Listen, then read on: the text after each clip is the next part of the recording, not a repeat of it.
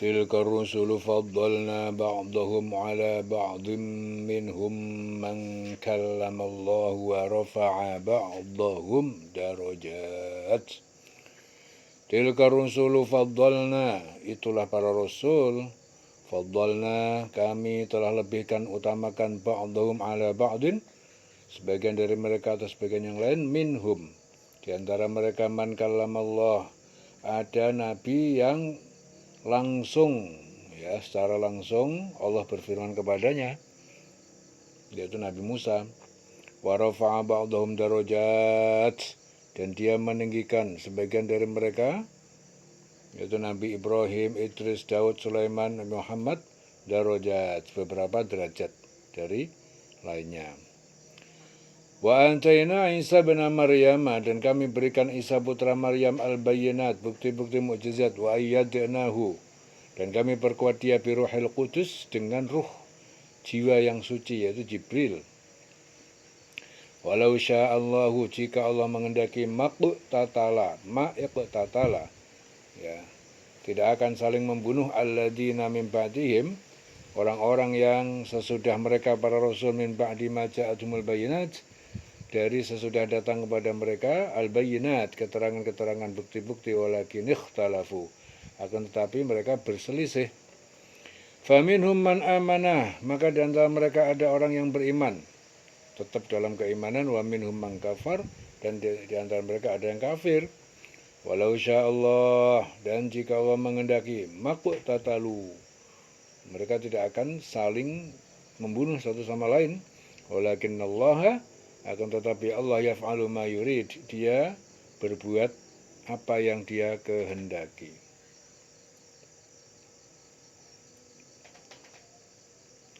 Jadi kebanyakan mufassir itu mengatakan Ruhul Kudus itu adalah malaikat Jibril. Ya, Ruhul Kudus itu malaikat Jibril. Ya.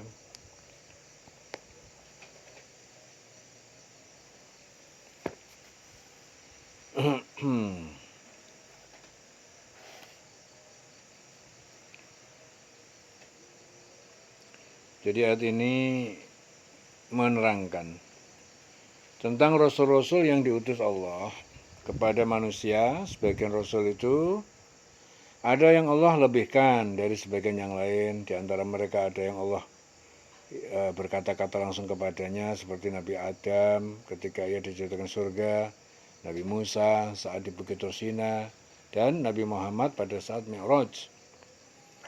Dan sebagiannya Allah Ta'ala meninggikan, ya, para rasul beberapa derajat dari rasul-rasul lainnya, seperti nampak pada waktu Rasulullah Mi'raj, ya, mereka ada yang di langit, beberapa langit sesuai dengan derajat mereka masing-masing, dan Allah Ta'ala memberikan kepada Isa putra Maryam berupa mukjizat seperti menghidupkan orang mati, menyembuhkan orang buta, membuat patung burung, ya, dari tanah liat lalu meniupnya, kemudian patung burung itu menjadi hidup. Serta Nabi Isa alaihissalam diperkuat dengan Allah dengan Ruhul Kudus, malaikat Jibril, sehingga apa yang beliau sampaikan atau ajarkan kepada murid-muridnya adalah firman Allah. Oleh sebab itu Nabi Isa disebut kalamullah, kalimullah. Rasulullah bersabda, janganlah kalian melebihkan aku atas nabi-nabi yang lain. Sesungguhnya manusia tidak sadarkan diri, pingsan pada hari kiamat kelak, dan aku adalah orang yang pertama kali sadar. Lalu aku melihat Musa, ia berdiri tegar di dekat pilar Arsy. Aku tidak tahu apakah dia sadarkan diri sebelum aku atau tidak merasakannya, karena ia pernah pingsan di Bukit Tursina. Maka janganlah kalian melebihkan aku atas nabi-nabi yang lainnya. Hadis riwayat Bukhari Muslim. Jika Allah mengendaki, tidaklah berbunuh-bunuhan antara orang-orang yang datang sesudah rasul-rasul itu, akan tetapi setelah datang kepada mereka beberapa macam keterangan, yaitu datangnya Nabi Muhammad beserta Al-Quran, di antara mereka berselisih tentang kebenaran yang datang kepada mereka. Jadi kemudian ada di antara mereka yang beriman, ada pula di antara mereka yang kafir. Jadi akibat dari perselisihan itu yang menjadikan mereka berbunuh-bunuhan. Seandainya Allah Ta'ala menghendaki, ya, tidaklah terjadi di antara mereka berbunuh-bunuhan itu, akan tetapi Allah berbuat apa yang Dia kehendaki. Karena Dia Allah itu mengilhamkan ke dalam jiwa setiap manusia akan bertanggung jawab atas pilihannya masing-masing. Setiap manusia jalan kefasikan, jalan ketakwaan. Ya, jadi Allah mengilhamkan ada takwa, ada fasik, itu merupakan satu ketentuan dari Allah yang akhirnya manusia harus bertanggung jawab atas pilihannya masing-masing. Jadi kelak mereka akan dikembalikan kepada Allah untuk mempertanggungjawabkan semua perbuatan yang mereka lakukan di dunia. Jadi setiap manusia itu ada kelebihan, ada kekurangan, dan kelebihan inilah yang kita bisa, dengan kelebihan ini kita bisa mencari amal. Dan tidak boleh iri dengan kelebihan orang lain, karena itu sudah pas menurut Allah. Kita tidak boleh meremehkan orang lain. Ya, dengan kelebihan orang, ya kita jangan sampai meremehkan orang lain. Walakin Allah yaf'alu ma yurid. Ya ayyuhalladzina amanu, wahai orang yang beriman, anfiqu, berinfaklah, bersedekahlah kalian mimma razaqnakum, dari apa yang kami rezekikan kepada kalian, min qabli, ya, sebelum ayyatiya yaumun la bai'un fihi wala khullatun, sebelum akan datang suatu hari, la bai'un, tidak ada jual beli, tidak ada tebusan, fihi, di dalamnya, wala khullatun, dan tidak ada persahabatan, wala syafa'ah, dan tidak ada syafaat pertolongan kecuali dengan izin Allah, ya, kecuali dari yang diizinkan. Wal kafiruna humuz zalimun, dan orang-orang yang ingkar, yang kafir, mereka adalah orang yang zalim.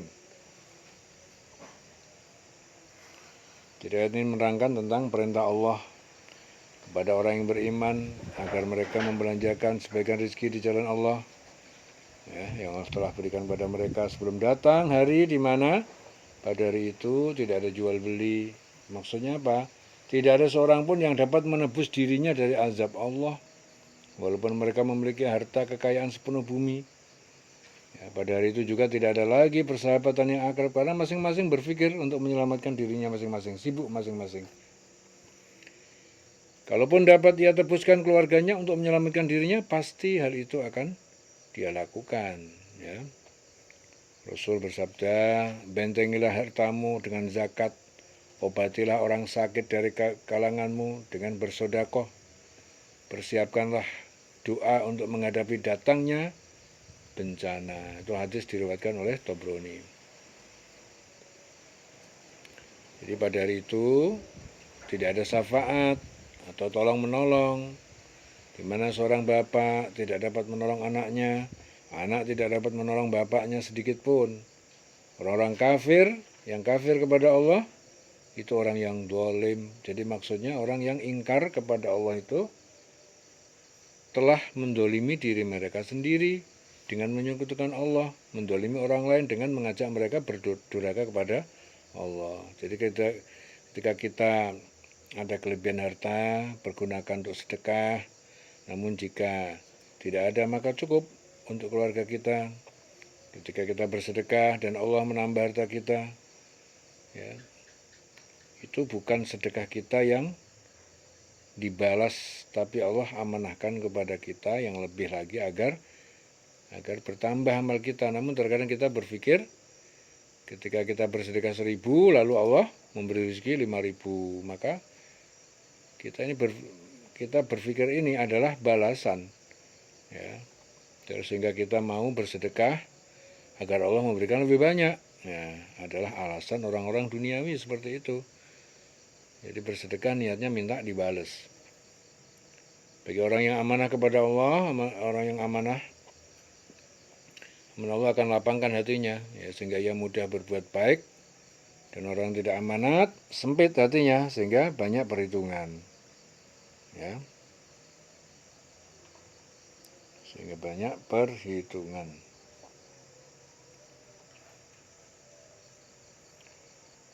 Allahu la ilaha illa huwal hayyul qayyum. Allah la ilaha illa huwa, tidak ada Tuhan yang berhak disembah selain Dia. Al-Hayyu Al-Qayyum, yang maha hidup, hidup kekal. Al-Qayyum, maha mandiri. La ta'khudhu sinatun wala naum. Ya, tidak menimpanya rasa kantuk, jenuh, dan juga tidak tidur. Lahu ma fis samawati, miliknya, milik Allah yang di semesta langit, wa ma fil ardi, dan di bumi. Man dzalladzi yashfa'u, siapakah alladzi yang yashfa'u dapat memberi syafaat pertolongan indahu di sisinya, sisi Allah, illa bi'idnihi, kecuali dengan izin kehendaknya. Ya'lamu ma baina aydihim, dia mengetahui apa yang ada di hadapan mereka, wa ma khalfahum, dan apa yang di belakang mereka. Wala yuhaytuna, dan tidaklah mereka menguasai bisyai'in terhadap suatu min ilmihi, dari ilmunya, ilmu Allah, illa, kecuali bima syaa, kecuali dengan apa yang Allah kehendaki. Wasi'a kursiyuhu as-samawat, kursiyuhus samawat, luas kursinya Allah, kekuasaan ilmu Allah itu meliputi luas, meliputi as-samawat, semesta langit, wal ardo, dan bumi. Wala ya'uduhu, dan tidak dia merasa berat hifdzuhuma, ya, menjaga kedua langit dan bumi tidak berat. Wa huwal aliyul azim, dan dia maha tinggi, maha besar.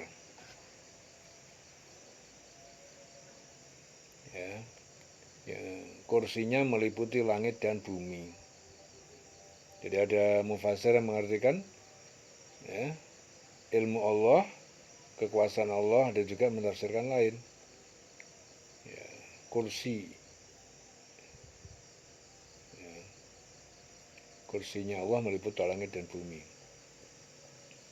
Kekuasaan, ya. Wa huwal aliyul azim.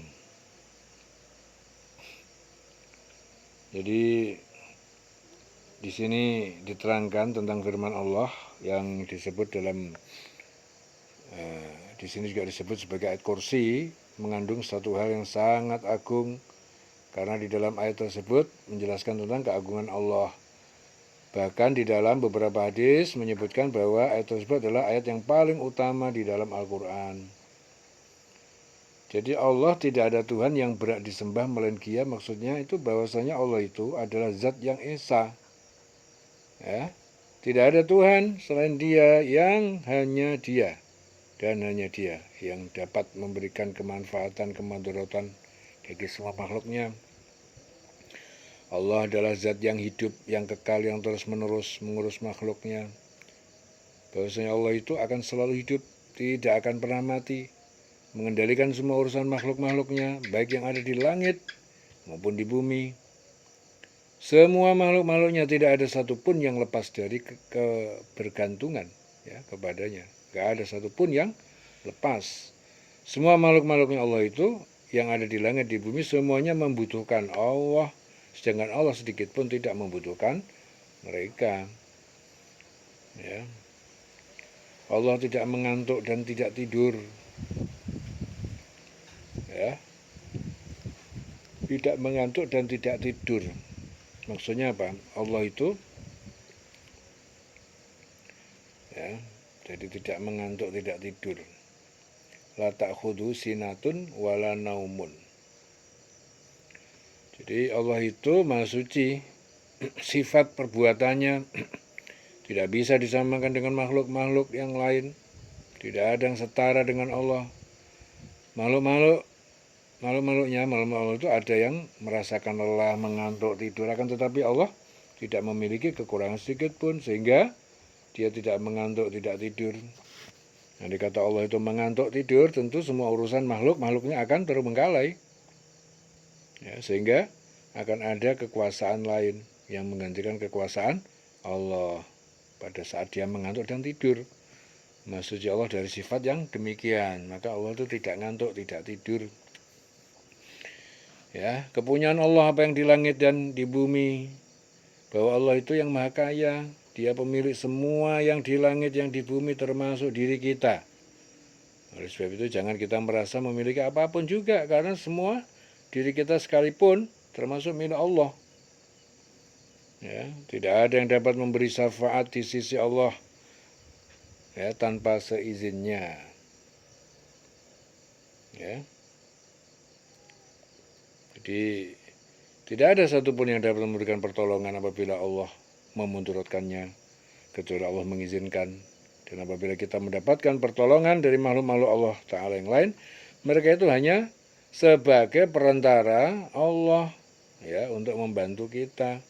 Sebenarnya Allah yang berkehendak, ya dia robotnya, manusia yang dipakai ya sebagai wasilah karena Allah Ta'ala berkehendak ingin memberikan pertolongan kepada kita, ya dilewatkan manusia pula. Ya, Rasulullah bersabda, aku datang ke bawah arus lalu aku tunduk bersujud dan Allah Ta'ala membiarkanku tunduk bersujud selama waktu yang dia kehendaki. Kemudian Allah berfirman, angkatlah kepalamu, katakanlah dan perkataanmu akan didengar. Katakanlah dan perkataanmu akan didengar. Ya. Kemudian mintalah izin untuk memberikan syafaat. Niscaya engkau akan diizinkan. Kemudian Nabi Muhammad bersabda, setelah itu Allah memberikan suatu batasan kepadaku tentang orang-orang yang dapat diberikan syafaat. Lalu aku memasukkan mereka dalam surga. Itu hadis diriwayatkan Bukhari. Jadi Allah mengetahui apa yang di hadapan mereka dan yang di belakang mereka. Jadi Allah itu sebagai pencipta makhluk-makhluknya mengatur segala sesuatu tentang urusan makhluk-makhluknya. Jadi oleh sebab itu sangat mustahil kalau Allah Ta'ala tidak mengetahui baik yang telah terjadi maupun kejadian yang akan datang. Karena segala sesuatu telah Allah Ta'ala tentukan bagi setiap makhluknya. Ya, jadi hal tersebut telah Allah catat dalam kitab induk yaitu Lauhul Mahfud. Sedangkan kita tidak mengetahui apapun dari ilmu Allah, melainkan apa yang dikehendakinya. Ya. Selain apa yang dikehendakinya. Jadi manusia itu pada awalnya bodoh. Segala sesuatu pengetahuan yang dia miliki mengenai sesuatu pada hakikatnya semua diajarkan oleh Allah Ta'ala. Masing-masing diri diajarkan oleh Allah sesuai dengan apa yang telah ditentukan. Dan kita ini tidak akan pernah diberi ilmu oleh Allah jika tidak sesuai dengan apa yang dibutuhkan. Ya, kan tetapi setiap manusia diwajibkan untuk menuntut ilmu. Kewajiban menuntut ilmu itu hukumnya adalah fardu ain. Sedangkan ilmu yang diwajibkan tersebut adalah ilmu mengenal Allah, ilmu Al-Quran, Al-Hadis. Ya, kursi Allah meliputi langit dan bumi. Ya, wasi'a kursius samawati wal arda. Jadi kekuasaan dan ilmu Allah itu meliputi segala yang di langit yang di bumi. Dengan kekuasaan Allah itu tidak ada satupun yang dapat menolak apabila dia berkehendak. Sedangkan ilmunya, Allah Ta'ala telah berfirman, andai kata ranting-ranting menjadi pena dan lautan itu menjadi tinta, ditambah lagi dengan 7 lautan, ya seperti itu, niscaya akan habislah ranting-ranting dan laut tersebut. Sedang belum habis juga ilmu Allah kalau ditulis, ya sampai habis rantingnya, lautan tersebut benar habis, ilmunya belum selesai juga, habis. Untuk ditulis nggak akan ada habisnya. Ya, dan Allah Ta'ala tidak merasa berat memelihara keduanya. Wala ya'udu hifduhuma. Ya. Jadi untuk mengurus semua makhluk-makhluknya yang ada di antara langit dan bumi, yang ada di antara keduanya, tidak memberatkan Allah. Hal itu merupakan suatu yang sangat mudah bagi Allah. Allah Ta'ala akan mengampuni dosa-dosa hambanya walaupun hambanya melakukan berulang-ulang. Ya, Al-Ghafur wa huwal aliyyul azim. Ya, wala ya'udu hifdhuma wa huwal aliyyul azim. Dia membalas melipat gandakan baik di dunia maupun di akhirat terhadap hamba-hambanya yang melakukan kebaikan, ketakwaan kepadanya yaitu asyakur. Oleh sebab itu Allah Ta'ala adalah zat yang maha tinggi, Al-Aliyu. Untuk itu tinggikanlah dia dalam sujudmu. Bahwal aliyul azim, maha tinggi, maha besar. Ya, jadi Allah itu al-ghafur, asy-syakur. Ya. Jadi Allah al-ghafur itu ya, mengampuni dosa hamba-hambanya walaupun hambanya melakukan berulang-ulang. Al-ghafur. Dan dia akan membalas berlipat ganda baik dunia maupun di akhirat terhadap hamba-hambanya yang melakukan kebaikan, ketakwaan kepadanya, itu asy-syakur. Ya. Dan Allah telah mempersiapkan segala apa yang dibutuhkan bagi hambanya sebelum hambanya itu diciptakan, serta menugaskan para malaikatnya untuk mencatat semua yang dilakukan hambanya.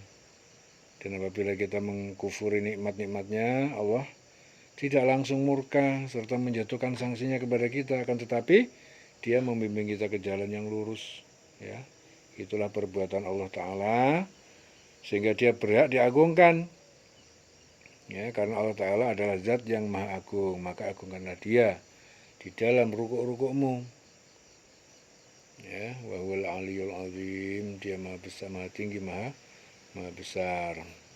Dari Abu Hurairah radhiyallahu anhu, ya, bercerita Rasulullah itu pernah memberikan tugas kepadaku, kata Abu Hurairah, untuk menjaga zakat pada bulan Ramadan, yaitu zakat fitrah. Lalu ada seorang yang mendatangiku seraya meraup makanan dengan kedua telapak tangannya, maka aku pun segera menangkapnya dan berkata kepadanya, bahwasanya aku akan melaporkan kamu kepada Rasulullah.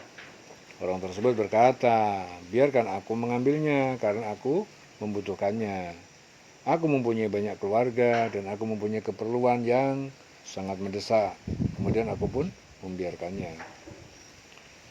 Setelah keesokan harinya Rasulullah berkata kepadaku, hai Abu Hurairah, apa yang dikerjakan oleh tawananmu tadi malam? Aku menjawab kepada beliau, ya Rasulullah, ia mengadukan kebutuhan yang sangat mendesak, sedangkan ia mempunyai keluarga yang banyak. Maka aku merasa kasihan padanya dan aku biarkan dia berlalu. Beliau bersabda, sesungguhnya ia adalah membohongimu, ia akan kembali lagi.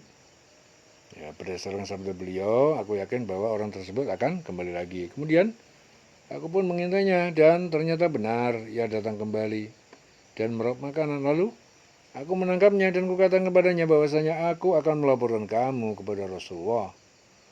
Maka orang itu pun berkata, biarkanlah aku mengambilnya. Sesungguhnya aku ini benar-benar dalam keadaan terdesak oleh kebutuhan, tanggungan keluarga.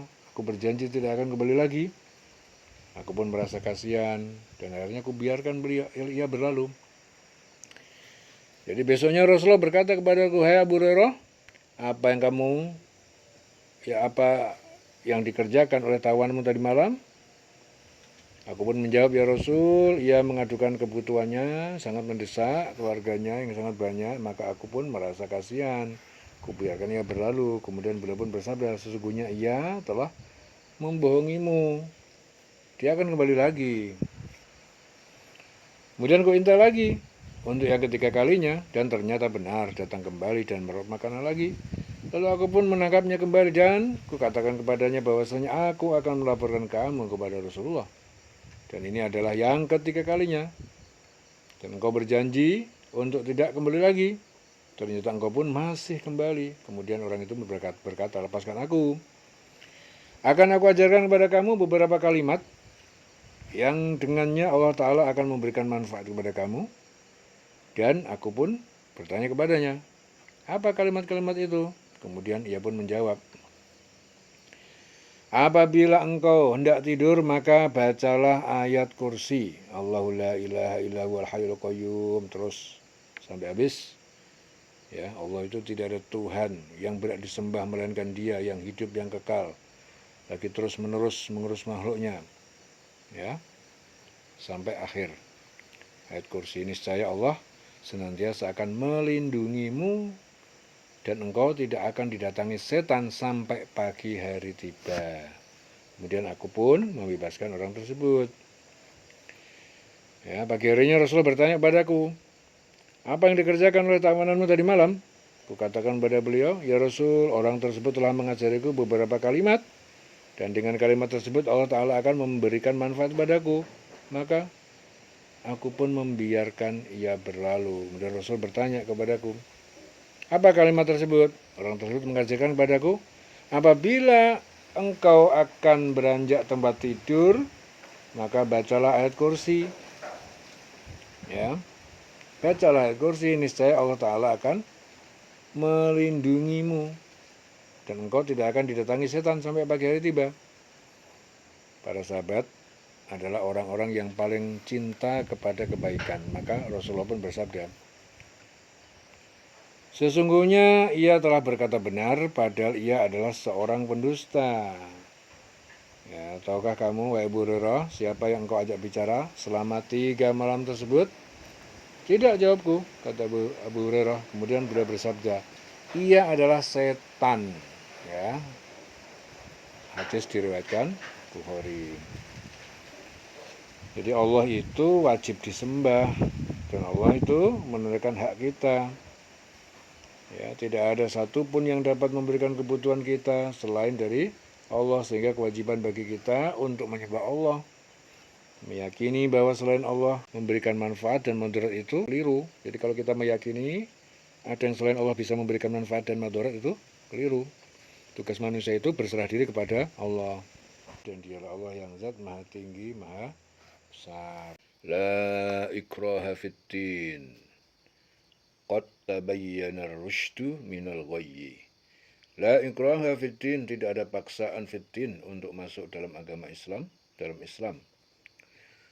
Masuk Islam. Qad tabayyana ar-rusydu, ya, sungguh telah jelas ar-rusydu, jalan yang benar ataupun petunjuk. Minal ghayyi, dari jalan yang sesat ataupun kekufuran. Faman yakfur bit-taghut, maka siapa yang dia yakfur, dia kafir, ingkar, bit-taghut, kepada taghut, ya, taghut, ya, setan-setan atau berhala-berhala, wa yu'min billah, dan dia beriman kepada Allah, faqad istamsaka, maka sungguh dia telah berpegang teguh bil urwatil wuthqa, kepada tali ataupun akidah yang kukuh. Lang fisama laha, yang tidak akan pernah putus, tidak akan putus laha baginya, wallahu samiun alim, dan Allah Maha mendengar, Maha mengetahui. Jadi Ibnu Abbas berkata, ada seorang sahabat Ansor yang berasal dari Bani Salim bin Auf yang bernama Husain. Ya, ia mengajak 2 anaknya yang beragama Nasrani untuk masuk Islam, namun mereka menolak. Husain pun mengadukan kepada Rasul, apakah aku perlu memaksa kedua anakku untuk masuk Islam? Atas pertanyaan itu Allah menurunkan ayat, tidak ada paksaan untuk menganut agama Islam, sesungguhnya telah jelas perbedaan antara jalan yang benar dengan jalan yang sesat. Maka siapa yang ingkar kepada taghut, ya, jadi taghut itu setan, berhala, ya, ataupun apa saja yang disembah selain Allah, itu namanya taghut. Maka siapa yang ingkar kepada taghut dan beriman kepada Allah, maka sungguh dia telah berpegang teguh pada tali yang sangat kuat yang tidak akan putus. Allah Maha mendengar, Maha mengetahui. Jadi ayat ini menjelaskan tidak ada paksaan untuk memasuki agama Islam. Jadi kita tidak boleh memaksa seorang untuk memeluk agama Islam, dan kita juga tidak dipaksa untuk memasuki Islam. Karena telah jelas jalan yang benar, jalan yang sesat, bahwa sesungguhnya telah diturunkan kepada Nabi Muhammad itu beserta Al-Quran sebagai penutup para nabi dan kitab terakhir. Jadi sangat jelas. Islam datang, di situ ada Quran, ada Nabi Muhammad, ya, sangat jelas sekali mana yang lurus, mana yang benar, mana yang sesat. Ya, dan Allah berfirman, barang siapa mencari agama selain agama Islam, maka tidak akan diterima agama tersebut, dan mereka termasuk orang yang merugi. Oleh sebab itu, barang siapa yang ingkar kepada taghut, setan, yaitu tidak meyakini dan tidak mengikutinya, serta tidak menyembahnya dan beriman hanya kepada Allah, yakni meyakini bahwasanya tidak Tuhan selain Allah dan hanya Dia yang dapat memberikan manfaat dan mudarat, kemudian mengikuti segala perintahnya, menjauhi segala apa yang dilarangnya, maka sesungguhnya dia telah berpegang kepada tali yang amat kuat, yang tidak akan putus. Jadi yang dimaksud berpegang teguh pada buhul tali yang amat kuat itu, yang tidak akan putus itu apa? Ia selalu berpegang kepada syariat Islam, meyakininya, mengatakannya, dan mengamalkannya. Maka orang tersebut akan selamat di dunia, di akhirat. Dan Allah Ta'ala mau mendengar, mau mengetahui segala apa yang kita niatkan dan segala apa yang kita lakukan. Dari Muhammad bin Qais bin Ubadah yang menceritakan suatu ketika aku berada di dalam masjid.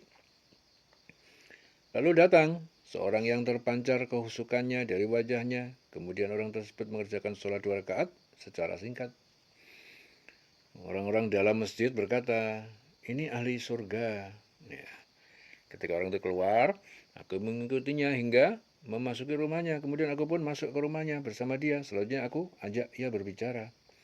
Dan setelah sedikit akrab, maka aku pun berkata kepadanya, sesungguhnya ketika engkau masuk masjid, orang-orang berkata, ini itu. Ya. Artinya dia menyampaikan bahwa ini adalah ahli surga. Ia berujar, subhanallah, tidak seharusnya seorang mengatakan sesuatu yang tidak ia ketahui.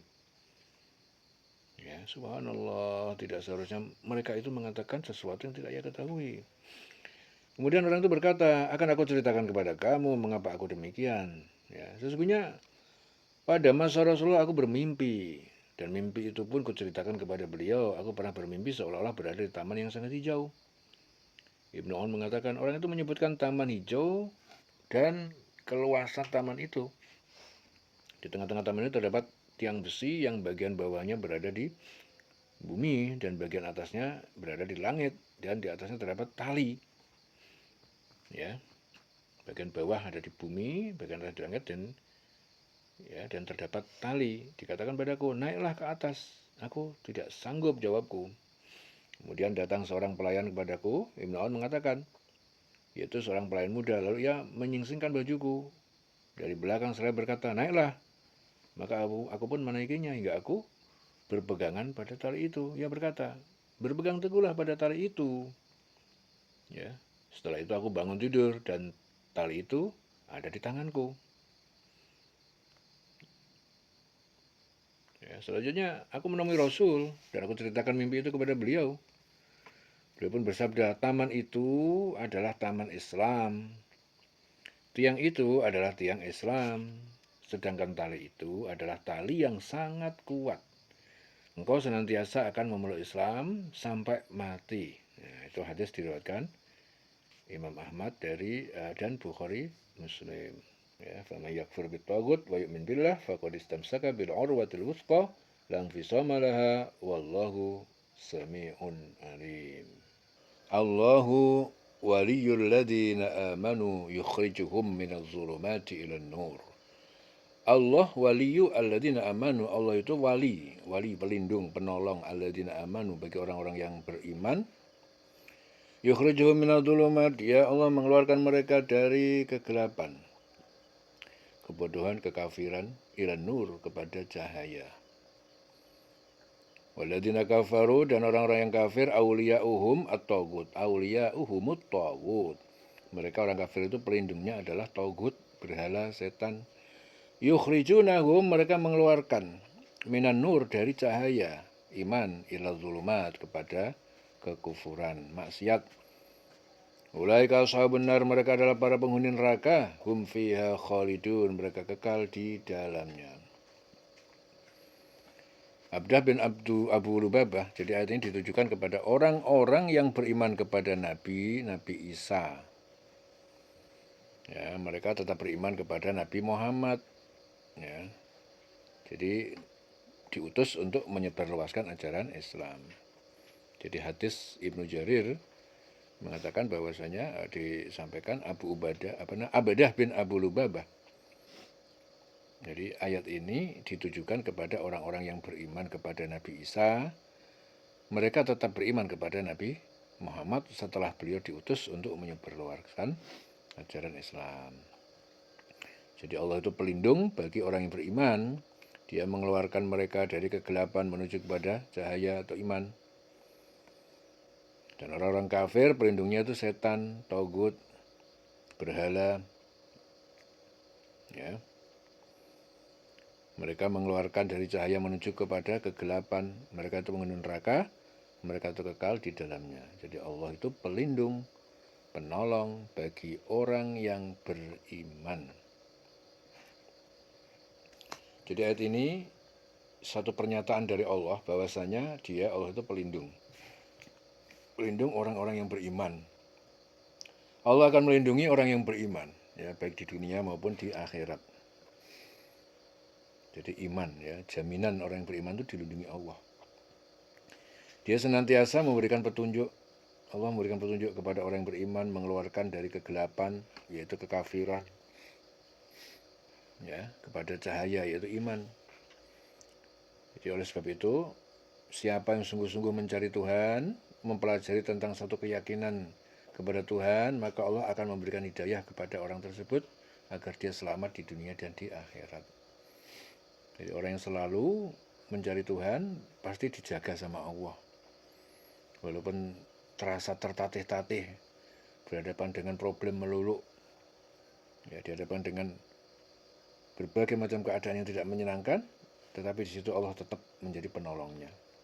Allah tetap menolongnya, menyelamatkan dunia dan di akhirat. Rasulullah bersabda, tidak ada orang yang lebih mulia di sisi Allah daripada orang mukmin. Ya, artinya orang yang beriman. Jadi orang yang mulia di sisi Allah itu orang yang beriman. Hadis diriwayatkan Tabrani. Jadi Allah itu selalu memberikan hidayah kepada manusia agar kiranya manusia itu bisa selamat dunia maupun akhirat. Akan tetapi manusia sendiri yang selalu menolak hidayah Allah. Menolaknya itu karena mereka mengikuti hawa nafsu. Jadi orang kafir itu akan mengikuti hawa nafsunya. Sehingga pelindung-pelindungnya itu setan, selalu membisikkan-bisikkan kebohongan, kedurhakaan kepada Allah, serta selalu membisik-bisikkan pada manusia agar berbuat dosa. Jadi setan tersebut itu mengeluarkan orang kafir dari cahaya, yaitu hidayah Allah, kepada kegelapan, menuju kepada kegelapan ataupun kekafiran. Ya, ini disebabkan karena apa? Karena mereka hanya mengikuti hawa nafsu. Mereka itu orang-orang yang akan diazab oleh Allah di dalam neraka. Mereka kekal di dalamnya. Jadi dalam hadis qudsi Allah berfirman apa? Sesungguhnya orang yang berkata, hujan telah turun pada kita sebab bintang A atau bintang Anu, bintang Anu, bintang A, bintang B, ya, maka sungguh orang itu telah kafir kepadaku dan beriman kepada bintang tersebut. Dan sesungguhnya orang yang berkata, sesungguhnya Allah Ta'ala telah menyiramkan air hujan kepada kita, maka sesungguhnya ia telah beriman kepadaku dan kafir kepada bintang tersebut. Ya, ini hadis diriwayatkan oleh Tabrani dari Ibnu Abbas. Ya. Ulaika ashabun nar hum fiha khalidun, mereka adalah para penghuni neraka, mereka kekal di dalamnya.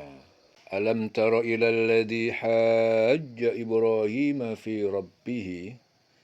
Alam tara, apakah kamu tidak melihat ilal ladzi hajja, kepada orang yang hajjah Ibrahim, yang mendebat Ibrahim. Orang yang mendebat Ibrahim itu namanya Namrud, Raja Namrud. Fi rabbih, tentang Tuhannya. An atahullahul mulka, ya, karena Allah telah memberikan dia, yaitu Namrud, al-mulka, kerajaan, kekuasaan atas penduduk negeri itu. Raja Namrud.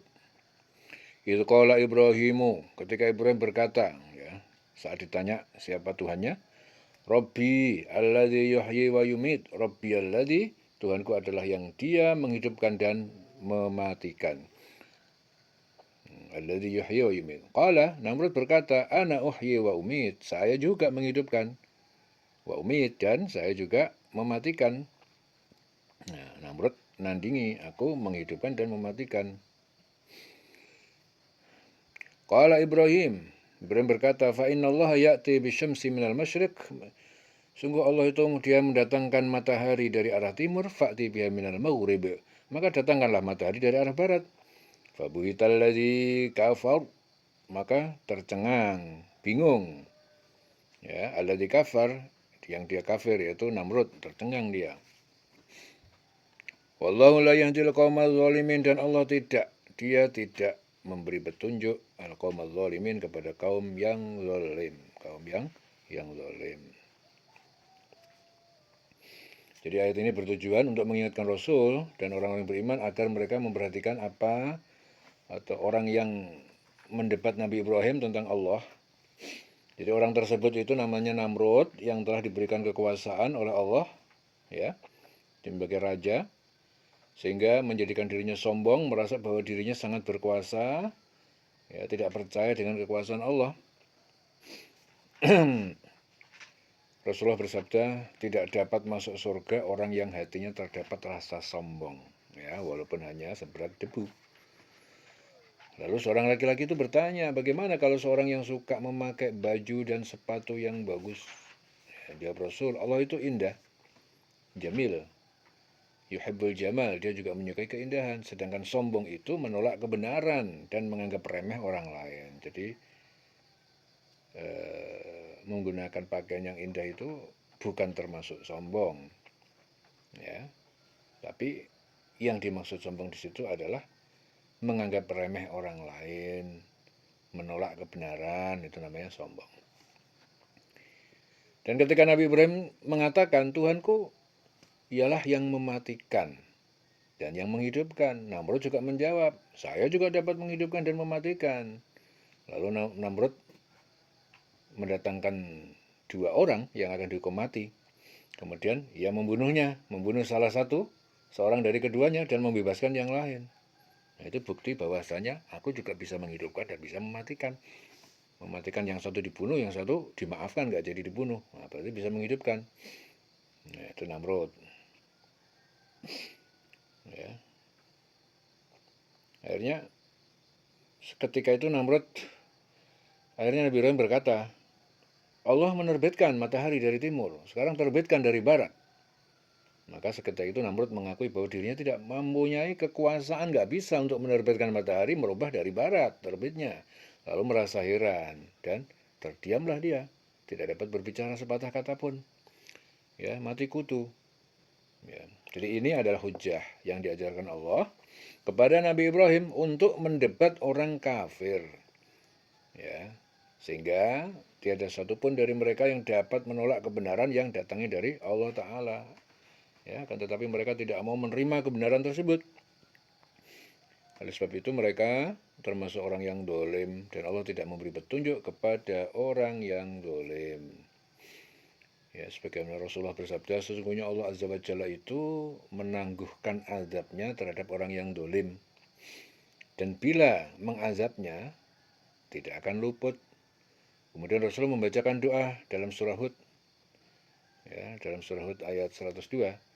Dan begitulah azab Tuhanmu apabila dia mengadab penduduk negeri-negeri yang berbuat zalim, sesungguhnya azabnya itu adalah azab yang sangat pedih lagi keras. Itu hadis diriwayatkan Muslim. Jadi Allah itu menangguhkan azabnya terhadap orang yang dolim. Ya, seringkali kita ini melihat orang yang dolim, yang jahat, ya, kok gak diazab-azab, kok gak mati-mati, dawa umure, ya, orang dolim malah diazab tidak kena musibah, malah seger-seger aja, duitnya tambah akeh. Ya memang konsepnya begitu. Jadi Allah itu memang menangguhkan azab terhadap orang yang dolim, memang ditangguhkan sama Allah. Itu karena kebaikan Allah. Ya, mbok orang itu mau tobat, mau kembali ke jalan Allah, mau berbuat baik, menebus dosanya. Tapi kalau sudah dikasih waktu oleh Allah kok masih juga dia nggak mau kembali, orang yang dolim tersebut, sampai Allah mendatangkan keputusannya mengadab, maka adabnya itu nggak akan meleset, nggak akan luput. Ya. Sebagaimana Allah berfirman dalam surah Hud tadi, ya, ayat 102, begitulah azab Tuhanmu apabila dia mengadab penduduk negeri-negeri yang berbuat zalim. Ya, betul-betul diadab. Sungguhnya adab Allah itu sangat pedih, lagi sangat keras. Au kalladzi marra ala qaryatin wa hiya khawiyatun ala urushiha. Au kalladzi, atau tidakkah kamu melihat marra ala qaryatin, alladzi marra ala qaryatin, kalladzi marra ala qaryatin, yaitu dia yang melewati atas suatu negeri, yaitu Baitul Maqdis. Siapa dia itu? Dia adalah Uzair. Wa hiya khawiyatun ala urushiha, dan dia, negeri itu telah roboh, khawiyatun, hancur, ala urushiha, dari atas atap-atapnya. Qala, dia berkata, anna yuhyi hadhillah ba'da mautiha, bagaimana mungkin, ya, Allah menghidupkan, yuhyi hadihi, Ya, negeri ini. Ini artinya negeri Allah menghidupkan negeri ini ba'da mautiha, setelah kematiannya ataupun kehancurannya. Fa'amatahullah, maka Allah mematikan orang itu, mematikan Uzair itu mi'ata amin, selama 100 tahun. Tsumma ba'athah, kemudian dia menghidupkannya kembali. Qala kam labista, dia berfirman, Allah, berberapa lama kamu telah menetap di sini dalam keadaan mati? Qala, dia berkata, Uzair berkata, labistu yauman, saya telah menetap mati di sini yauman, satu hari, au ba'da yaum, atau setengah hari. Qala, dia Allah berfirman, bal labista mi'ata amin, kamu itu telah menetap mati di sini selama 100 tahun. Fangdur ila tu'amika, maka lihat kepada makanan kamu, ya, buah tin yang dibawa itu. Wa syarabika, dan minuman kamu, jus buah-buahan, lam yatasannah, tidak ia berubah seiring berjalannya waktu. Lam yatasannah, ya, jadi tidak berubah. Wangdur ila himarika, lihat kepada keledai kamu, nah, sudah menjadi tulang. Walina ja'alaka ayatan, dan kami akan menjadikan kamu sebagai bukti kekuasaan Allah, ayah linnas, bagi manusia. Wangdur ilal alwam, lihat kepada al-azam, tulang belulang keledaimu.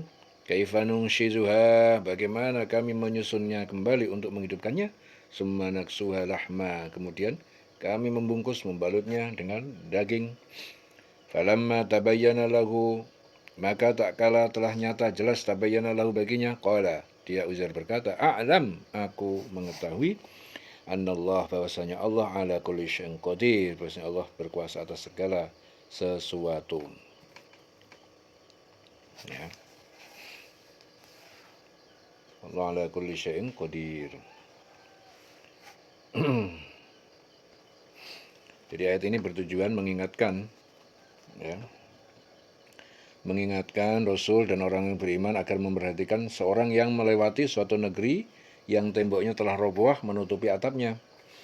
Maksudnya bangunan-bangunan yang ada di negeri tersebut itu telah hancur dan tidak ada penghuninya lagi, dan orang yang dimaksud dalam ayat ini namanya Uzair, Nabi Uzair. Ya. Jadi setelah melihat keadaan negeri, dia berkata, setelah melihat kondisi seperti itu, dia berkata, bagaimana Allah akan menghidupkan kembali negeri yang telah hancur kayak begini? Allah mematikan, akhirnya Allah mematikan Uzair, dimatikan selama 100 tahun, kemudian menghidupkannya kembali setelah 100 tahun. Lalu Allah bertanya kepadanya, berapa lama kamu tinggal di sini? Ia menjawab, saya tinggal di sini cuma sehari atau setengah hari. Ya, padahal 100 tahun. Jadi Nabi Uzair itu tidak merasakan bahwasanya Allah telah menidurkan selama 100 tahun. Sama seperti kisahnya Ashabul Kahfi yang ditidurkan Allah selama 300 tahun. Ya, kemudian Allah berfirman, sebenarnya kamu telah tinggal di sini itu 100 tahun lamanya. Lihat pada makanan minuman kamu yang belum lagi berubah. Kemudian lihat pada keledaimu yang telah menjadi tulang belulang. Allah berkehendak menjadikan Nabi Uzair itu sebagai tanda kekuasaan Allah, ya, bagi umat manusia.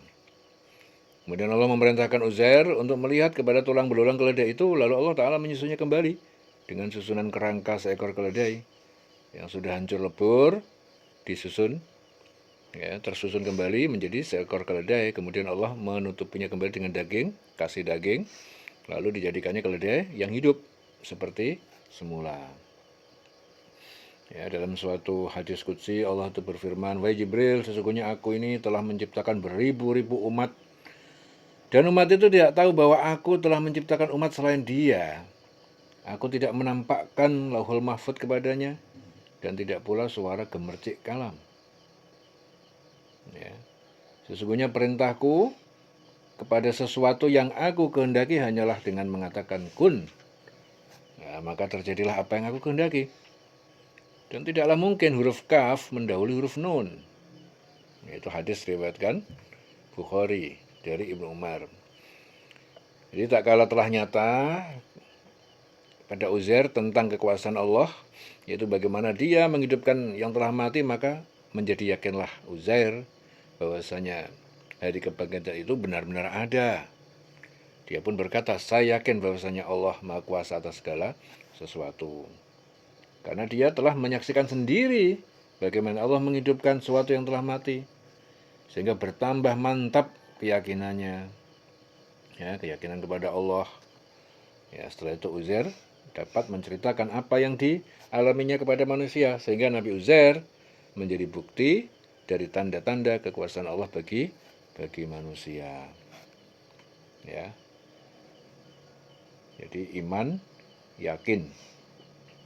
Iman dan yakin itu bukan sekedar diucapkan ataupun dipaksakan. Ya. Orang suruh percaya ya bahwasanya sambal itu pedes, suruh iman, tapi nggak diberi sambal. Ya dia percayanya karena terpaksa, karena yang ngomong gurunya, ustadznya, kiainya, maka dia mau nggak mau dia percaya karena terpaksa. Tapi kalau dia sendiri yang disuguhin sambal kemudian dimakan sambal itu, maka imannya nggak terpaksa. Percayanya kepada sambal bahwa sambal itu pedas karena dia mengalami sendiri, dicoba. Ya, jadi iman itu seperti itu. Hidup itu betulan. Maka lakukanlah hidup, lakukanlah yang terbaik, maka segala apa yang dilakukan manusia semua nanti akan berefek kepada dirinya sendiri. Jadinya iman. Ya. Jadi apa yang dilakukan manusia, alam ini akan bereaksi secara langsung untuk memberikan timbal balik daripada apa yang dilakukan. Ya, kalau betul-betul dijalankan dengan baik, ya, maka semuanya itu akan kembali pada diri masing-masing. Maka muncullah sebuah keimanan karena dia merasakan hakikat hidup yang sebenarnya. Ya, jadi hidupnya bukan lagi di dalam kepalsuan. A'lam annallaha ala kulli syai'in qadir. Saya mengetahui bahwasanya Allah betul-betul berkuasa atas segala sesuatu. Wa qala Ibrahim, dan ingatlah ketika Ibrahim berkata, Rabbi arini kaifa tuhyil mauta. Wahai Tuhanku, perlihatkan kepadaku bagaimana engkau menghidupkan orang mati. Qala awalam tu'min. Allah berfirman kepada dia, apakah kamu enggak percaya? Enggak percaya kamu atas kekuasaanku ini? Qala, Ibrahim berkata, bala, saya percaya, wahai Tuhan. Walakin liyatma'inna qalbi, akan tetapi agar tentram, lebih mantap hatiku. Qala, Allah berfirman, fakhud, maka ambil arba'atan minat thair, 4 ekor dari burung, fasurhunna ilaika, jinakkan burung-burung itu, lalu potong-potong burung-burung itu, summa ja'al ala kulli jabalin, kemudian letakkan di tiap-tiap gunung. Minhunna, dari burung-burung itu, juz'an, satu bagian. Summa du'uhunna, kemudian panggil burung-burung itu, ya'tinaka sa'ya, dia akan mendatangi kamu dengan segera. Wa'lam, ketahuilah annallaha, bahwasanya Allah Maha Kuasa, azizun, Maha Perkasa, Maha Aziz, Hakim, Maha Bijaksana. Betul, Allah Maha Perkasa, Maha Bijaksana. Jadi ayat ini juga bertujuan juga mengingatkan kepada Rasul dan orang beriman agar memperhatikan ketika Nabi Ibrahim berkata, ya Tuhanku, perlihatkan kepadaku bagaimana engkau menghidupkan orang yang telah mati. Lalu Allah berfirman, apakah engkau enggak yakin? Kemudian Ibrahim menjawab, aku meyakininya, akan tetapi andai kata engkau kabulkan permohonanku, aku berharap agar hatiku tetap mantap, lebih mantap lagi dengan keimanan. Akhirnya Ibrahim memohon kepada Allah agar diperlihatkan suatu tanda kebesaran Allah, yaitu menghidupkan orang-orang yang telah mati. Bukan berarti beliau enggak percaya dengan kekuasaan Allah, akan tetapi apabila beliau melihat secara langsung tentang kekuasaan Allah itu, maka beliau akan bertambah mantap ya dengan keimanan yang diyakini itu. Kemudian Allah berfirman, ambil 4 ekor burung, lalu cincang semuanya olehmu dan campur burung itu yang kau cincang itu, kemudian bagi 4 bagian, lalu letakkan. Ya, jadi burung dicacah-cacah, dicampur-campur, 4 ekor itu akhirnya ambil, jadikan 4 bagian, taruh di tiap-tiap bukit, kemudian panggil, niscaya akan datang kepada kamu dengan segera. Ya, jadi 4 burung dicacah-cacah, kemudian dibagi-bagi, di pondok-pondok ke 4 kelompok gitu, 4 gundukan, 4 bagian, kemudian ditaruh di tiap gunung. Wis dicampur-campur itu. Ini kekuasaan Allah. Daging dan tulang belang telah hancur, dicampur aduk. Apabila Allah berkehendak untuk menghidupkan kembali, maka bagian dari daging-daging dan tulang-tulang setiap burung tersebut akan bersatu untuk membentuk burung itu kembali, dan tidak ada yang salah dan tertukar. Jadi ini betul-betul bukti kekuasaan Allah. 4 burung dicincang-cincang, diaduk-aduk, dicacah-cacah, diremet. Setelah diremet, saling bertukar antara satu dengan yang lain, dicipok 4 bagian, ya, jadikan 4, taruh di gunung yang berbeda, dipanggil, datang dia menjadi burung. Burung itu datang kembali. Dan ketahui bahwasanya Allah itu Maha Perkasa dan Maha Bijaksana. Jadi Allah itu berkehendak. Ya, apabila Allah dia berkehendak, tidak ada satupun yang dapat menghalangi Allah. Allah Maha Bijaksana memutuskan segala sesuatu, dan yaitu mengabulkan permohonan sesuai dengan kebutuhan hamba-hambanya. Jadi Allah itu selalu mengabulkan kebutuhan sesuai dengan hamba-hambanya. Terkadang seorang hamba itu memohon kepada Allah sesuatu yang menurut hamba itu cocok, ya, tapi menurut Allah itu nggak cocok, sehingga Allah menggantikan dia yang lebih baik. Nah, tapi hamba tersebut menganggapnya bahwa yang dimohonkan itu nggak dikabulkan, seakan-akan Allah itu nggak baik sama dia. Merasa aku ndonga pengen jadi tentara, kok malah nggak dikabulkan. Padahal Allah itu menghendaki sesuatu yang lebih baik dari apa yang dia inginkan. Jadi Allah itu pasti mengabulkan doa hambanya. Ya, tentunya sesuai dengan kebutuhannya. Ya, cocoknya kamu itu pedagang, bukan tentara. Ya, kalau kamu jadi tentara, kamu tidak kuat. Ya, fisik kamu lemah. Jadi semua itu Allah Maha tahu tentang apa yang ada pada dirimu, dan kamu justru nggak tahu tentang dirimu sendiri. Maka ketika seorang hamba itu memohon sesuatu kepada Allah, Allah itu pasti menjawab, mengabulkan. Tapi Allah lebih tahu mana yang pas untuk diri dia. Ya, akhirnya manusia itu kalau nggak punya iman, nggak paham agama, dia menganggap apa yang diinginkan merasa tidak dikabulkan. Padahal Allah menghendaki yang lebih baik dari itu. Ya. Abu Hurairah berkata, Rasulullah itu bersabda, kami yang lebih layak untuk ragu daripada Nabi Ibrahim. Ketika ia berkata, ya Tuhan, perlihatkan kepadaku bagaimana engkau menghidupkan yang sudah mati. Ditanya, apakah engkau tidak percaya? Ya, jawab Ibrahim, benar, sudah percaya, tapi untuk menenteramkan hatiku. Dan semoga Allah Ta'ala memberikan rahmat kepada Nabi Lut alaihissalam ketika ia berlindung kepada keluarganya yang kuat. Ya. Dan andaikan aku tinggal di penjara selama tinggalnya Nabi Yusuf, pasti aku akan segera menyambut panggilan raja. Itu diriwayatkan Bukhari Muslim. Ya. Jadi Abu Hurairah berkata, Rasulullah itu bersabda, sabda Rasul, wa'alam annallaha azizun hakim, ketahuilah bahwasanya Allah Maha Perkasa, Maha Bijaksana. Matalul ladzina yunfiquna amwalahum fi sabilillah. Masal itu perumpamaan. Perumpamaan alladzina yunfiquna, orang-orang yang mereka berinfak, menafkahkan amwalahum, harta mereka, fi sabilillah, di jalan Allah. Kama salihabatin, seperti buah atau biji, seperti biji habbah, benih. Ambatat sab'an sanabil, yang menumbuhkan sab'an sanabil, 7 tangkai-tangkai, fi kulli sumbulatin, di tiap-tiap satu tangkai, mi'atu habbatin, ada 100 biji benih. Wallahu yudha'ifu liman yasha, dan Allah melipat gandakan siapa yang dia kehendaki. Wallahu wasi'un alim, dan Allah maha luas karunianya, maha mengetahui. Wallahu yudha'ifu liman yasha, wallahu wasi'un alim, dan Allah melipat gandakan pada siapa yang dikehendaki, dan Allah maha luas, ya, karunianya dan maha mengetahui. Jadi ayat ini merupakan perumpamaan, ya. Jadi perumpamaan Allah Ta'ala bagi orang yang beriman. Ya, dikasih perumpamaan, yaitu barang siapa yang menafkahkan hartanya. Tapi ingat, ini perumpamaan. Ya.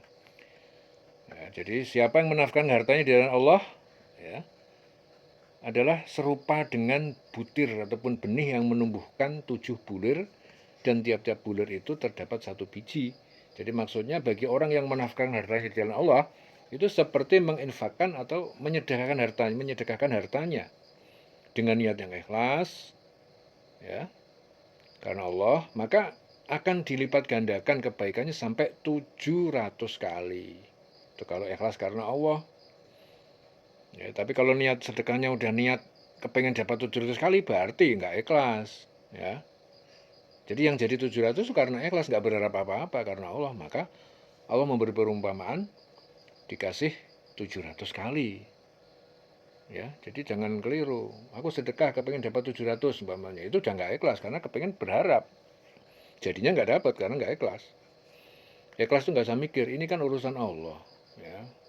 Jadi urusan memberi 700 itu Allah yang karena kebaikannya. Ya, bukan urusan kamu. Urusan kamu ya ibadah, ikhlas, itu urusan kamu. Ya, jadi Ibnu Mas'ud dia bercerita bahwasanya ada seorang laki-laki yang menginfakkan seekor ontanya yang hidungnya telah diberi tali. Ya, itu infak di jalan Allah. Lalu Rasulullah bersabda, engkau pasti akan datang pada hari kiamat kelak dengan 700 onta yang telah ditali hidungnya. Itu hadis diriwayatkan Ahmad. Ya, dan Allah melipat gandakan ganjaran ya, yang diberikan kepada manusia bagi yang dia kehendaki sesuai dengan keikhlasan. Ya, ingat keikhlasan orang tersebut. Jadi semakin ikhlas orang tersebut dalam beramal, maka semakin besar kelipatan ganjaran yang Allah berikan kepada dia. Semakin ikhlas. Ya. Rasulullah bersabda, setiap amal perbuatan anak Adam itu, satu kebaikan akan dilipat gandakan 10-700 kali lipat. Bahkan lebih banyak dari itu, sesuai kehendak Allah. Allah berfirman, kecuali puasa. Ya, karena puasa itu adalah untukku, dan hanya aku yang akan memberikan pahala atasnya. Ia meninggalkan makanan dan minuman karenaku, dan orang yang berpuasa mempunyai dua kebahagiaan, yaitu bahagia saat berbuka dan bahagia ketika kelak bertemu dengan Tuhannya. Dan bau mulut orang yang berpuasa itu lebih wangi di sisi Allah daripada bau minyak kasturi. Kemudian Rasul bersabda, puasa itu perisai. Puasa itu perisai, itu Imam Ahmad dari Abu Hurairah. Puasa itu perisai, ya tameng. Dan Allah maha luas karunia-Nya, lagi maha mengetahui, itu maksudnya adalah Allah tidak pernah menolak apa yang dimohonkan hambanya. Akan tetapi dia maha mengetahui siapa yang berhak menerimanya. Ini jangan salah paham. Jadi Allah itu selalu mengabulkan doa. Ya, tidak pernah Allah itu menolak. Karena maha luas karunia-Nya, maha mengetahui. Jadi tidak pernah menolak apa yang dimohonkan kepadanya, akan tetapi dia maha mengetahui siapa yang berhak menerimanya. Ya, mudeng enggak?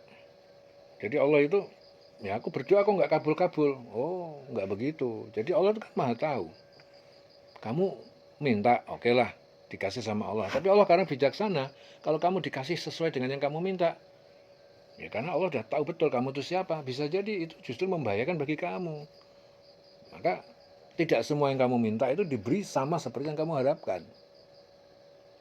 Ya, tidak semua yang kamu minta diberi oleh Allah sesuai yang kamu harapkan. Karena Allah maha tahu. Tentunya Allah bijaksana. Ya, contoh umpamanya ada seorang dokter yang paham ilmu, atau seorang tua yang dia memahami ilmu kesehatan. Sudah tahu kalau anaknya itu punya masalah kesehatan di pencernaan, di perutnya, umpamanya begitu. Dan anaknya rewel, ya, minta maunya makan makanan yang membahayakan pencernakannya. Umpamanya dia selalu makanan-makanan yang banyak mengandung pestisida umpamanya. Ini kan membahayakan perutnya. Nangis, minta sama ibunya, minta dikasih makanan. Makanan yang dia minta itu adalah mengandung pestisida. Akhirnya orang tuanya melarang, kamu jangan makan itu. Kamu tetap tak kasih tapi yang lain, yang tidak membahayakan perut kamu. Nah, contohnya seperti itu. Jadi permintaan kamu kepada orang tuamu dikabulkan enggak? Tetap dikasih tapi dipilihkan yang lain. Ya umpamanya sekarang ini, ya kita masak joruan nih, joruan wedhus, ya kita masak. Ya, akhirnya Muhammad minta, bah aku minta jorannya ya. Jangan Mat, kamu itu kan banyak asam urat. Kamu tak kasih yang lain, tahu aja yang tidak membahayakan bagi badan kamu. Kalau kamu minta tak kabulkan, maunya kamu minta joruan juga, kasihan kamu nanti kena asam urat. Paham? Jadi kamu tetap tak kasih, ben kowe melu mangan padha liyane, tapi kowe tahu wae. Nek wawa gak apa-apa mangan joruan. Enggak ada asam uratnya. Nah, kan begitu.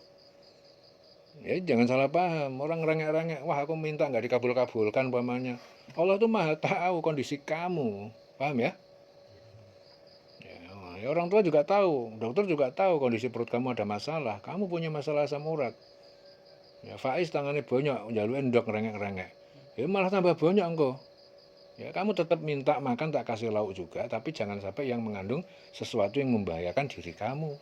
Nah, disitulah cara Allah mengabulkan doa, paham ya? Ya, oke, lanjut ya. Jadi semakin ikhlas seseorang, maka semakin banyak pahalanya. Ya, semakin tidak ikhlas seorang dalam beramal, ya, maka juga semakin tidak mendapatkan. Seorang itu bisa melepaskan diri dari merasa memiliki, maka akan semakin ikhlas. Jadi kalau seorang itu masih merasa memiliki, ya kalau infak ya nggak ikhlas, kalau merasa memiliki. Tapi kalau dia merasa bahwa semuanya milik Allah, ya mesti ikhlas. Ya, fisik kita pemberian Allah. Karunia yang diberikan Allah pada kita hari ini adalah sebuah amanah ya, untuk dipergunakan untuk takwa. Jadi kalau kita menganggap diri kita fisik ini adalah punya kita, maka kita akan bergantung pada kemampuan. Jadi tidak akan bisa seorang itu mengumpulkan amal jika tidak mengetahui bahwa segala sesuatu datangnya dari Allah. Ya, bersyukur ya, jika seorang melakukan sesuatu bukan karena Allah, maka Allah tidak akan menerimanya. Jadi kalau ikhlas itu karena merasa bahwa yang ada di dalam diri dia, yang dia miliki itu bukan milik dia, itu milik Allah, maka dia enteng memberikannya. Tapi kalau dia merasa itu milik dia, ya mau infak pasti merasakan berat, ya jelas ya. Oke, diulangi selawase.